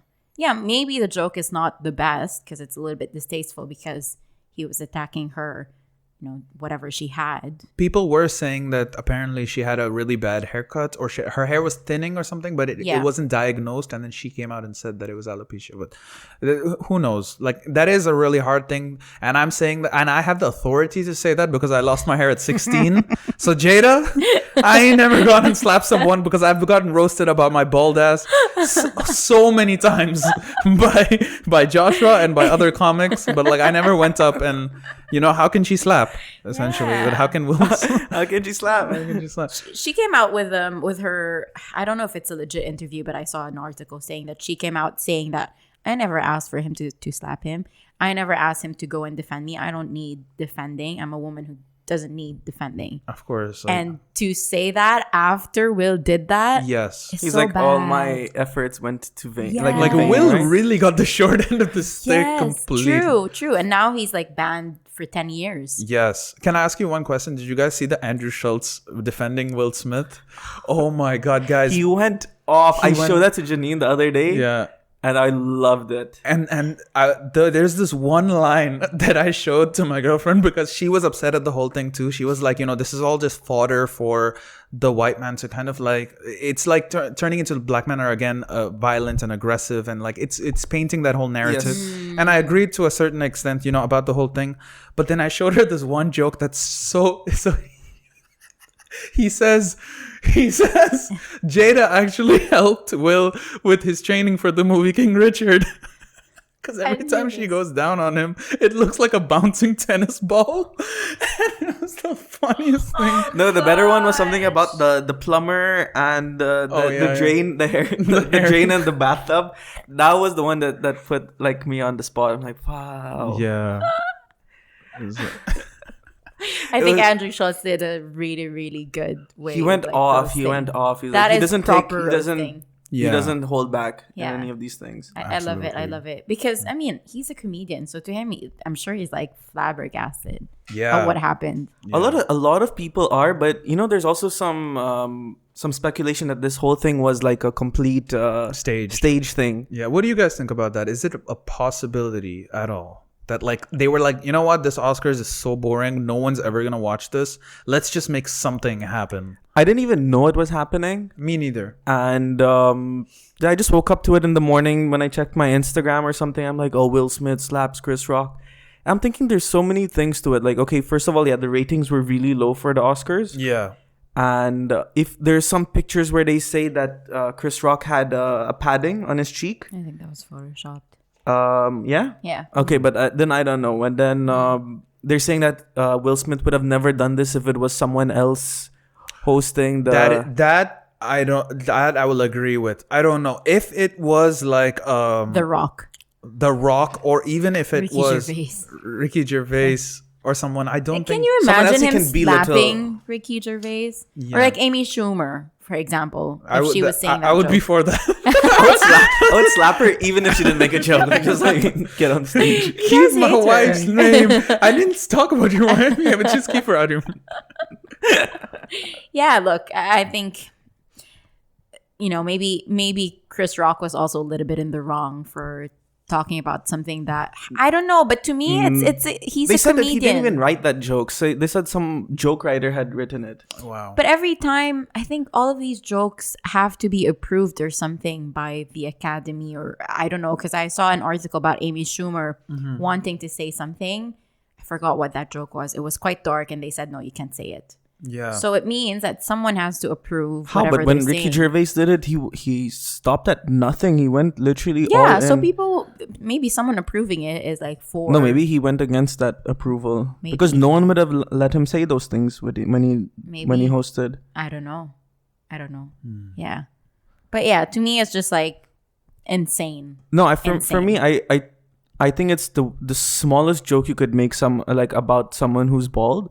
And what Will did is like completely out of the blue, and he shouldn't have done anything like that. He should have just sat there or spoken like to him like on a sidebar or something like, "Hey, I didn't like you." And if making a Will joke. did that, he would have came out on top. Like it would have been like, oh, he defended his wife and he handled it in a mature way. But then by this, Chris Rock comes on top. I don't know if you heard his ticket sales are through the roof, Right like after. in an insane way. Yeah. Yeah. So I remember watching it, and to be honest, when I first saw it at work, I was pissed off. Like I got angry at it.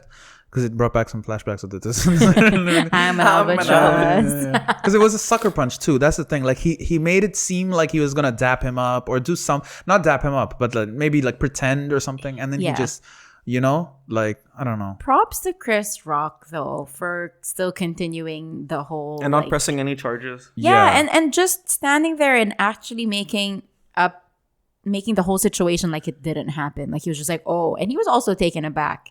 Yeah. But he still continued on. Yeah. He's a professional. Yeah. You know, he didn't swing back. He didn't like start another fight. So good on Chris Rock. And this is why his ticket sales are up.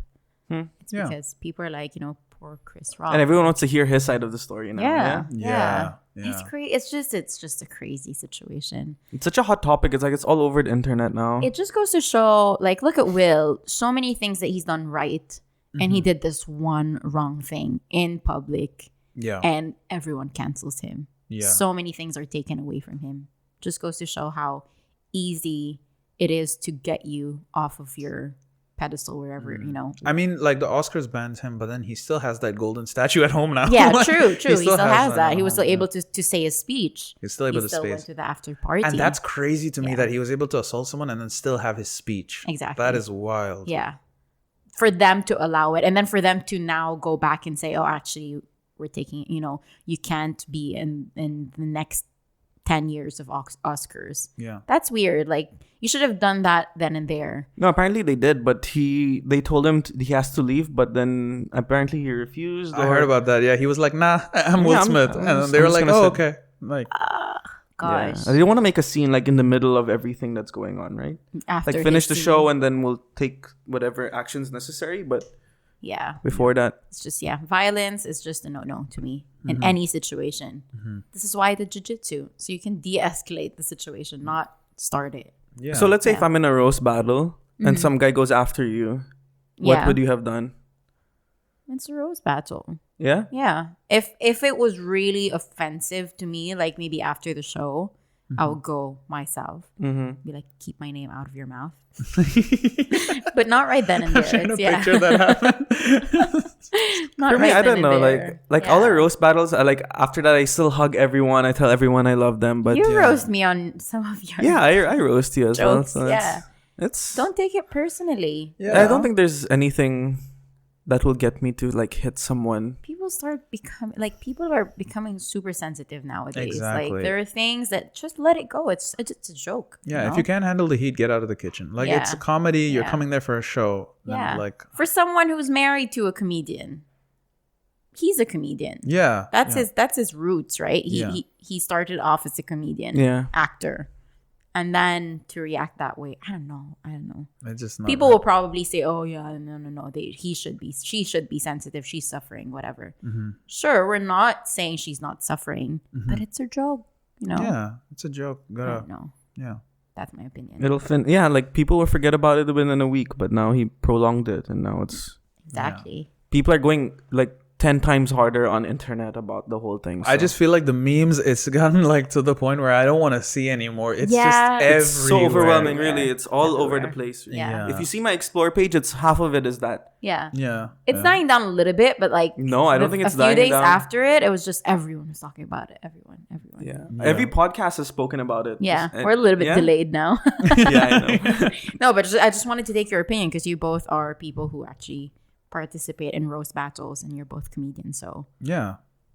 just wanted to know your two. But in cents. Dubai, it's never happened like that, right? Any physical altercation when it came up. But I know like people have gotten really like I remember something about glass being thrown or like food being thrown at comics before. I think Mikdad or T-Bone or something. I do remember some people in the crowd throwing stuff.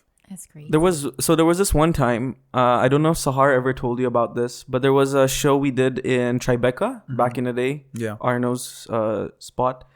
And there were these group of guys who I think were all there for a bachelor party, and they were all like white folk.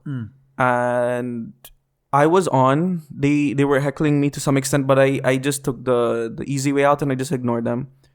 And then Sahar went on, and they were really on her, like in terms of heckling. And I think she left the stage and she was really down and out about it. And then who was headlining? What's his name? Ty. Yeah. Ty was like really upset at these guys. There were like a group of people, and when Ty was called to the stage, he literally walked through them, and they had like these low tables, and he stepped on the tables. Wow. So like literally he kicked like a few cups down. Wow. I don't know if a bottle had fallen, but he literally walked through this long table yeah. and got on stage, and he started roasting them like. And one of the guys was like really, really pissed, Yeah. and they were gonna fight.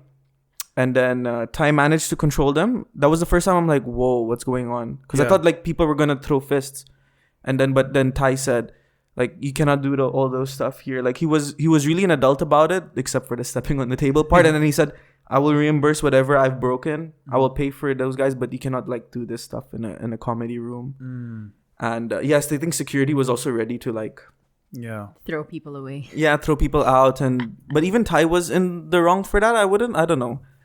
Yeah, But, maybe stepping on their table is a little bit too much. Yeah, but yeah. I can imagine also what state of mind he would have been, especially when this rowdy group of people were like really irritating all the comedians at that point. No, drunk hecklers are definitely a thing. I've had my share of like dealing with the drunk hecklers, and it's definitely a point where like if you care about the show at all and if you want it to go well, you have to point it out.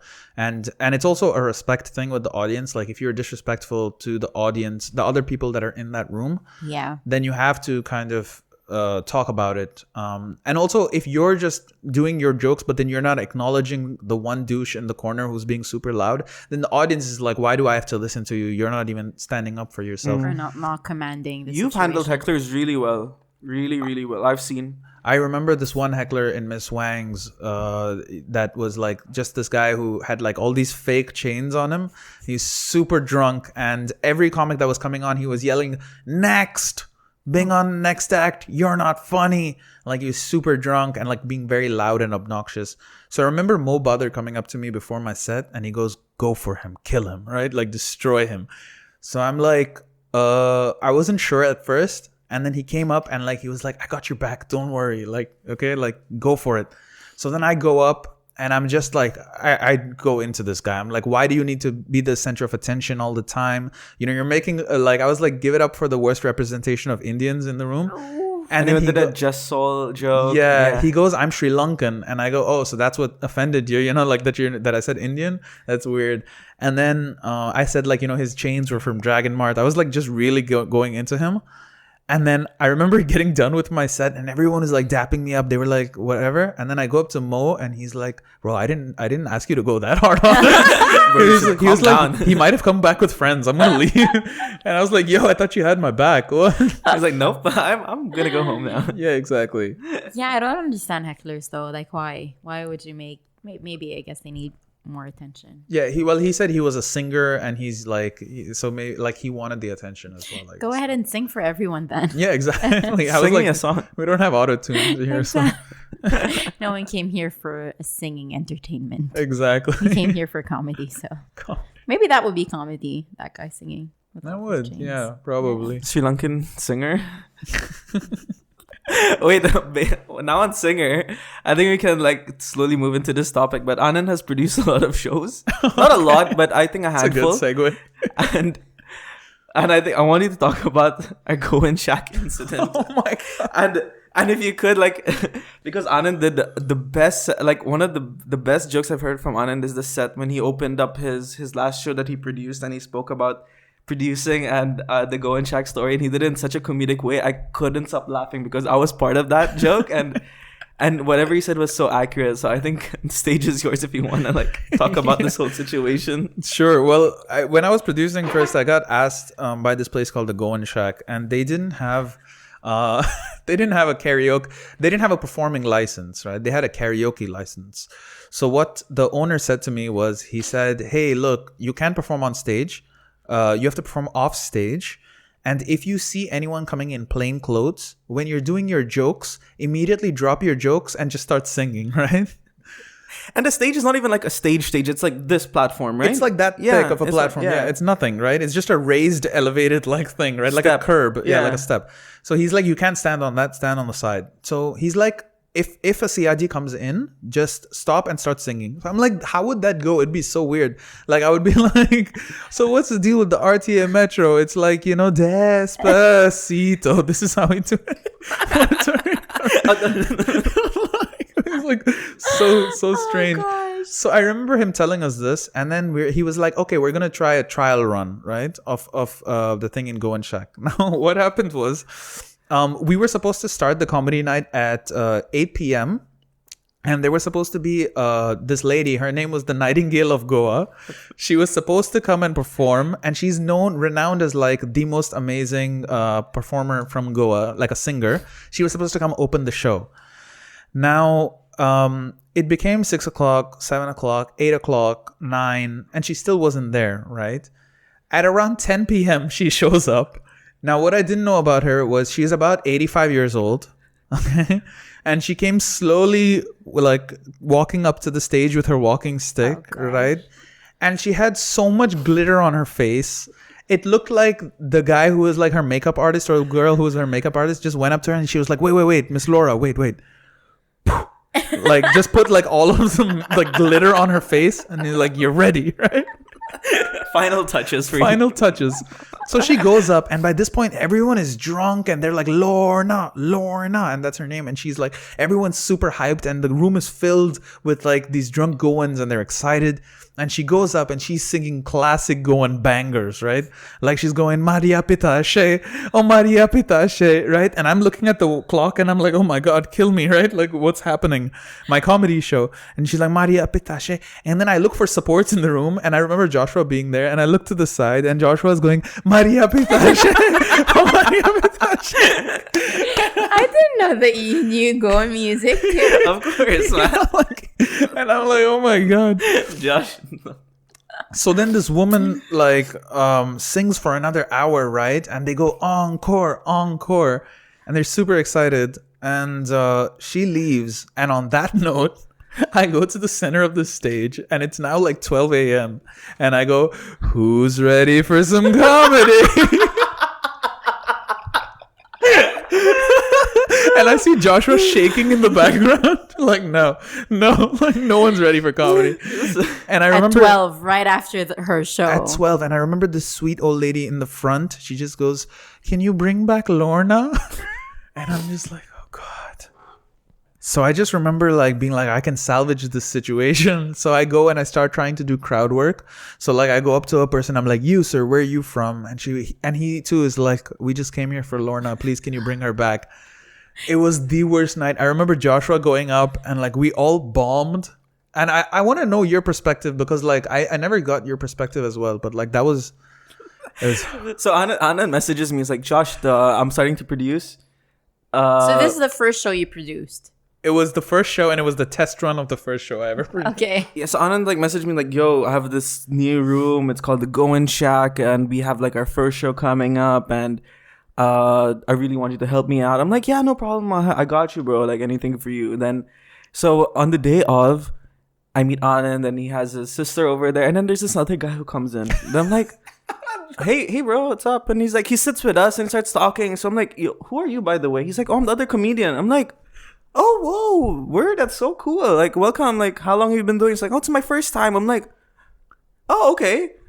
And like the room is starting to fill, and I'm like, "So how did you hear about this?" Like, "No, I saw this post on LinkedIn." I'm like, "LinkedIn, bro?" LinkedIn? What? And I had never posted on LinkedIn. I didn't know who this guy was. Essentially, he could have been some guy who just walked in and was like, wanted to do comedy. And he was like, he's such a young guy. He didn't know anything. I'm like, and then I'm like, "Okay, cool. So this is your first show?" And I'm like, maybe funny, like. And then he goes on stage and he completely bombs. And he's like, "Hey, Josh, can you record my set?" So I'm recording there, like in a room, because I think he was the first ever. He's the first comedian to go up. So Anand's doing his crowd work. No one gives a damn about Anand there. Like literally, he's like, Anand's like trying to hype up the crowd. That moment was exactly true, word for word. He goes like, "So where are you from, sir?" And this guy's like, "Bring back Lorna." And then I'm like, I'm just like in the corner. I'm like, this is not gonna turn out well. And I also remember that the room was split into two sides. So I still have this video where I'm like, if the room to the right is ready for some comedy, make some noise. Nothing. Then I walk, I'm like, is the room to the left ready for some noise? And they're all just getting drunk and they don't care. There's no stage, so I'm just standing in between of them. And there are pillars in between. So literally, like, you cannot see Anand unless you like you pivot. As in, this guy goes and it's like, I'm recording him and I can see his face and he's like always looking at me like what do I do now? I'm just like looking at him recording, and I'm just like, dude, just. Then I'm like, okay, I'm half going. Maybe I can change the room a little bit. Zero, like people are talking mid set. Anand is just staring at me, and I'm just like, and then the owner of the room is just like looking at me. He's like, "What's going on?" Like, because this room was like really dedicated for this Lorna. Like people came just to see her. Like, what are you gonna do? Like if Britney Spears is on. And when she's like doing her costume change and something, and I go on stage and like, "Hey guys, Filipino Indian here." I remember people still like dancing like to nothing. There was no music going on, but in their head they were still hearing Lorna, so they were like slow dancing while I was doing my set. So yeah, and then so you guys were putting out comedy, and they were just no like, one cares. And then Anand is back again. I remember, and Lorna comes like to the room. And like a lot of people start centering. So I'm like, oh wow, Anand's actually getting some people to like stand and watch him. But no, Lorna's coming in. All these aunties are like trying to go in and take a selfie with her. Yes! And like literally she's like, she can't like that small space to go to the stage. Like everyone is just like taking selfies and like trying to like talk to her. "Auntie, you made my life the best. Your music has really inspired me," all this stuff. And she just talks like she sings the most random songs, and like she has like, I don't know, like she needed support because like every 10 minutes she had to like take a break and stuff. Like she was really that old. Get her dialysis bag or something. I don't know, but she was old. And then the night ended and people are on the dance floor, and Anand like met like two girls. I remember, like I think they were near school. And, like, who were fans of the they were Lorna? looking at me with sympathy, like through my entire set. Like I was asking them crowd work, and they were just nodding. They weren't even answering. Yeah, these two really nice girls. They were like sticking to us the whole time, and then Anand and me were just like, this guy had gone. The other guy is like, I think after his set, he just literally disappeared. Oh the gosh, LinkedIn poor bandit. guy. Yeah. You never saw him again. I saw him once after that, and never again. So he never did a show. I don't know, but it was sad. so funny. It was the weirdest night. And I'm like, Anand, what have you gotten me into, dude? He was an enigma. Oh gosh. Well, the main question is her voice really something that people would, listen to?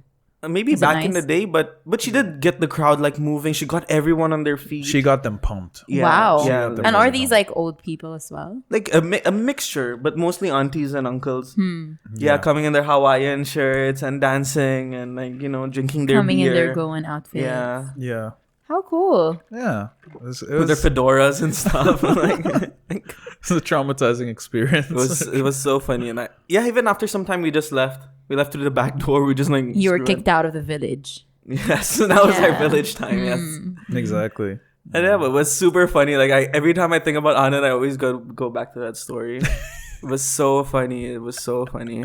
That was like such a weird situation, and that's when I started getting into weird situations with Joshua. There was this Trifid one where we were at Trifid doing the show. Oh gosh, you told me about that. The beginning, like when I first met Sean, and I did like a demo for like all the Trifid staff, that went really well. Yeah. But then after that show went really. I don't know. It was okay. fine. It was It was okay. fine, Yeah, yeah. but it was just like. It was a party, and we just like stopped the party. Oh, guys, we have some comedians. And Why do you always find yourselves in the middle of like hyped no, situations? because Sean is such a big name in comedy in Dubai, so we're like, let's Yeah. try to get on his good books and stuff. Yeah, he's a comedian as well. Yeah. He's not a comedian. He's a he's a skit comedian. Right. Yeah, like super the guy that funny. you showed super me. funny, like one of the Yeah. funniest. The one who does voices. And Yeah. Yeah, Yes. he Funny. did stand up once, and yeah. Didn't work. No, he had friends Yeah. over. It was fine, but like he's more so like skits and Yeah, skits, Videos. reels, all that kind of. But super funny, and also super in funny. person, so funny. Oh man, my you cannot God. have a straight face when you talk to him. But I have something to say about that. Like people can be funny. People can be funny on a skit, basis, but then you put them on a stage for stand-up comedy and it doesn't work. No, Yeah. he's all around though. It's just Yeah, I yeah. think it's just very different. Like people think as long as you're funny, as long as you do funny things that you can do that on stage, but I think it's like totally different. Yeah. It takes a whole different ball game to get on stage and be Yeah. a stand-up comedian. Yeah, definitely. Yeah. 100%. Based on what I've seen, I'm not a stand-up comedian myself, but yeah, I've seen a couple of TikTokers who are funny-ish on TikTok get on stage and completely bomb, and I'm like, yeah. Same like that guy. When we you were not. You didn't do that show which was in the Trade Center. I don't think so. And there was that one TikToker who came and opened. Like Yeah. he like literally like apparently has like didn't work. millions of followers. yeah. But when he went on stage, he was like, okay, what I now? saw him and I'm like, dude, yeah. Yeah, like he not ate good at the all. he ate Yeah. crap that day. Because it just didn't work. It's probably great for TikTok or Reels or whatever it is, but on stage, it's different. Yeah, Yeah. it's a whole different ball game. Yeah. You guys should be proud of yourselves. That's a different level of confidence. Yeah, we're struggling though. Yeah, but, we are struggling. I mean, Yeah, But but, it's at fun, least it's you fun. subject yourselves, right? And you Yeah. get up on stage. Yeah. Yeah. Like you get back to the village. Maybe a The different next village? We But find yeah. our way back to the village Yeah. eventually. Yeah. Yeah. Eventually. Exactly. So yeah, I think that's the comedy in general is like that. You never know what to expect. Sometimes Yeah. it's a packed room. Sometimes it's like 2 people. I performed for. Yeah. One was a mother and her kid. I remember last week I brought my parents to a show for the first time because they flew into Dubai. Nice. And it was an alternate form of comedy. In retrospect, it wasn't the best night to bring them out to, but it was a PowerPoint presentation night where basically the audience members gets to write on a piece of paper, I am a blank, like any profession, and today I'm going to talk about blank. And so it could be anything, and then you have a presentation with random images in the back, and you have to make it into your presentation, right? So I take the paper and it says, I am an engineer, and today I'm going to talk about how to approach women. And so like I tried, but it was so hard. And then like I was like, yeah, but I'm an engineer, but like people say you can't pick up women if you like, the engineers are bad at picking up women. That's not true. I'm a super confident engineer. And my first tip for picking up women is, and I point at the presentation and it comes, a baby's picture comes up. And the baby has like soap water, and the soap water is making its hair stand like this. And it's a meme that says, lol, I'm Batman. Okay. So I go, that's the first tip for picking up women. You have to always be the hero in every scenario. I want to do that night, actually. I want to see how... That's It was quite improv, funny. right? Yeah. So the other comics, Adi, who's a newer comic now, he got I'm a judge and I'm going to talk about finding unicorns. There was one chick who got I'm Kim Kardashian and I'm here to talk about nuclear fallout. And she literally lost the plot. Like, she started saying the most random things. And it's fine if it's not funny, but make it be logical, at least. It didn't make any sense. Who's the girl? I have no idea. That's difficult because like Yes. you're put in a situation where you don't know. It's not like you've practiced it, you've written it. It's literally like go. Yeah, it's go. Whatever go. you get. But I think those are the real tests and stuff. Yeah. I remember my parents liked Amit the best, which was just a pain to my heart. But also, it was true, though. He did the best. His was, I'm a chef, and I'm going to teach you how to make saliva tasty. And his, Amit is always like, he makes things dirty. So Yeah. like, How was that in front of your parents? Like, were you speaking about nasty stuff in front of your oh, parents? yeah. I talk about nasty stuff all the time. in front of Nice. them. Oh, so you They're have that pretty- relationship with your parents. Yeah. It's pretty nice. fun. That's good. Did I've they never find you taken my- funny? Yeah, I would say so. Nice. I hope so. My mom laughs. That's cute. My mom laughs at my stuff. Yeah. Yeah, That's nice. You've never taken your parents. No, I've never taken my parents. It is, I would say, it was one of the most nervous times I've ever been, because it's like, you wanna show your parents that you're good, but then I also felt like doing this one was like a low stakes situation because I had no idea what to expect. Right. So it was also putting me at a disadvantage from the beginning. So if I bombed, then it's not my fault. It's the presentation. Yeah. But now I will take them to like an actual show, but I'm just working out some material first. I want to get a really tight 10 minutes and then take them out to do that. Nice. Are they gonna stay here for a while? They're going to stay until the end of Ramadan. Okay. So that's been interesting because my mom, we have a 2-bedroom, and so my mom shares it with my sister. I share the bed with my dad. So Why can't your parents stay in one room and you and your sister in the other? that is a good point. I don't know. Let me go home and check like if we can do that. Yeah, the I'll dynamic. check on that. Yeah. But yeah, it's fun having them around because they cook. My dad is an amazing cook. Makes Nice. fantastic chicken curry and rice. It's always so nice having him around because when I go to work, he packs me like these sandwiches with like the little yogurt and like a snack, and That's nice. it's really nice. And one time I didn't eat the sandwich and I came back home and he looked devastated. He was like, "That's not cool, man. I cooked for you this lunch, so much effort, and you did this? That's bad." And I was like, "I'm so sorry. I will never not have the egg sandwich that you made for me, Father. I have disappointed you. You have disrespected the family I have name. to You're leave a the clan. disappointment. I'm leaving the village. I'm leaving the village, joining the pack of dogs with Joshua as my leader." I'm not gonna take it anywhere. I'm like literally gonna bring that pack to the floor. Like, As a golden retriever. Yeah, no, but this was fun, man. This was really fun. yeah, 100%, man.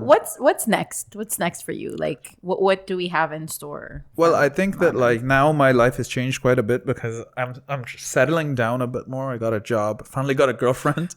So those things. She's lovely, by the way. Yeah, she's nice. She's very nice. Yeah, it's going good. I think what's next is just keep on with the comedy, and I always. With Dubai, I always had this transitionary phase where I was like, I went to America and I studied there for a bit, and then now I came back here. Oh yeah, we never spoke about that. But like, Yeah, how was the situation over there? How was it growing up here and then moving all the way to US to do your university and coming back? It was interesting, honestly. It was a culture shock for sure. And America was like, I was always expecting New York like the Jay-Z song. I was like, New York, concrete jungle. But then I went and New York was everything I expected it to be. But I moved to Buffalo, which is where I did my college.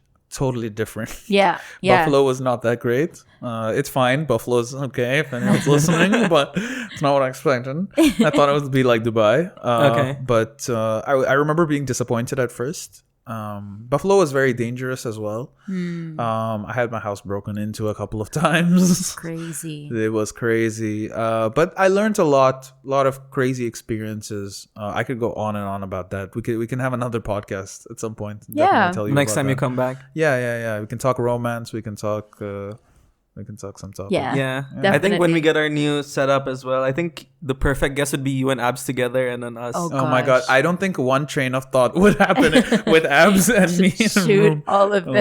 Yeah. There'll be like a 3-hour podcast. No, I'll like a leave you JRE. 3 together, like just the Oh, men man. talking about things. Then chaos will be reigning. Then it's gonna be a shit show. Yeah, I think that would have to be a separate podcast altogether. We're gonna cut it up so much. I'm That's sure. I'm like true. the editing on that will be such a terrible Yeah. task to do. No, but honestly, I would love to do like a pure comedy podcast as well. Like Man, just- that would is a be dream. I know. You guys should do it. That would The be king would amazing. stay in the wing. Yeah. 3 of you. Maybe I don't know. When we get our new place, I think we can try to do something over there. That would be and try amazing. to I could bring help that with up. the editing as well. Like, I would love to do that, honestly. I Yeah. think that would do, like putting up the clips on TikTok and like, Instagram. I can do all of those things, editing, and like I feel like it would do really well. Dude, there you I would go. We'll speak so to you down. separately about that. Yeah, Shoot let's your get shot. to a certain- yeah. We need the Gilbert. No, I also feel like our energy is really like good, like in sync. So like we really bring out the best in each other in terms of like jokes and stuff. Exactly. So And we already have that bond. exactly. So like it really works. Like we're not complete strangers or anything like that. So yeah. Just as long as it doesn't do better than this. No, I think there'll always be like that tiger belly, and there'll be bad friends, right? Yeah. yeah, or like That's Stack true. Tuesdays or something. True. Different. That'll like, be like the Different audience, different set of audience. Correct. different Yeah. likes. yeah, that's true. So what's next? Like when's your next show? Anything you want to plug? Anything like that? Next show, I have some coming up this month. Some in Miss Wang, some in Oak Bar. There's the Dubai Comedy Festival that me and Joshua are going to be part of May Yes. 19th, I believe. I don't know. I'm very You bad guys with are those. ready? Yeah. Are you guys ready? I don't know if you're, but it's been interesting. I've been telling a lot of people. That's gonna be fun. I just hope it's not outdoor. Yeah, me neither. Yeah, that It's was May. I The don't last think time I so. did it was outdoor. Remember? Oh yeah. And I was like sweating buckets on stage. Oh wow. Yeah, like literally, like my hair was getting so thin, like you could see my scalp all the way from there, because like my head was like getting so Yeah. wet. But yeah, But you can follow me on my Instagram at Anand Raman _ because Yes. Anand Raman was taken because there's a billion Indians. And you can also follow my YouTube channel for animations, because I do animations as well. You can follow that at Ansquared Animations. So it's ANSQUARED Animations. Nice. and your TikTok comedy bro. Yeah, I don't do that as much anymore, but sure. Yeah, why not? Plug it. I don't know. Yeah, it's called Comedy Bro. I haven't posted in months. I used to do a lot of skits and stuff. TikTok was my haven of like these jokes that like just plague my thoughts all the time, and I just wanted to get them out there. So yeah. But my favorite, like I always think about this, one of your TikToks till this day, like, and Janine and I, we always crack up when I bring it up or something, but those motivational gym quotes. Oh gosh. Oh, yeah. When like you look at this, I'm like, yeah. Then there's like there's something about I want to slap you in the face with a some chair. people deserve to get hit across the face with a chair, and I'm like, why would you put that as a gym motivation? Because you're acting on that. It was so spot on, because like some gym quotes, like yeah, okay. Anand's good with like acting and That skits. was Yeah, so yeah. funny. Every time So I see that, I'm believable. like, wow, this is super hilarious. I don't know, like that should have made you viral. Like It went viral. It went. Yeah. It did the rounds. It Yeah. did the rounds. Yeah. This is why you guys need to follow him on TikTok. Yeah, we'll just put all of check the this handles content and on our description. in the description. Yeah. Do you guys usually look at the camera, or you look at the? Sometimes, yeah. Okay. When we speak to them, Very we look cool. at the camera. Very cool. Hi guys. Hey, what's up? So I think that's it then. Yeah. Thank you guys for Well- having me, and it's been a Thanks pleasure. for being here. Yeah, we'll definitely have you back. This was such an honor to have you, to be honest. Like, Yeah. every guest we had was always like a half something or half something. Oh yeah, I'm a So- full pedigree, full breed. Yeah, so you're like the full Indian, and like you're the first person we had, which we actually knew from before our podcasting days. yeah. Like we've known you for a very long time, so it was so refreshing to have you on as a guest and speak comedy, speak all like And laugh all random stuff. throughout. Yeah, and it was an honor for me as well, because I remember the very first podcast episode you guys put out, and I was in love. It was so good, and like it was just something I could put in the background and listen to all the time, like while I was doing work or something. And Yeah. like even now with the video podcast, you guys have come a long way. 1K subs. It's really really cool to see the journey you guys have taken. So I'm Yeah. honored means a too. lot to us. Means a lot to us. Like no, really, like we put a lot of effort into this. Yeah. We're UAE's #1 podcast. I want to say, but not really. You should. One day. But it's so refreshing to have you here. Really, it is. Thank you. Yeah. Yeah. Now let's do some jujitsu too. Yeah, exactly. Let's play I'm an albatross and like get naked and fight. I'll leave you guys to that. All right. Thank you guys. But should we wrap up or Yeah. thanks for listening, everyone. Are you gonna sing with us? Oh, is that what When you we guys say do? have a nice day. Yeah, Sure, so we go sure, I like could do Okay. that. so like we go on that note and then we go have a nice day. Like, okay. Okay. Because I remember you guys used to go, have a nice day. Yeah, but now Yeah. we went a little bit higher. you went a Higher. little Yeah, higher? because Okay. 1K subs. Oh, right. You're gonna go higher. Okay, so Okay, and on that note, have a nice day. Oh. We're removing this now. That was the worst one we've ever done. we love you guys. Oh, wow. Like as a friend, bye. That's awesome, man. Damn, I love that. That was actually good. Yeah, that was fantastic. That was so much fun.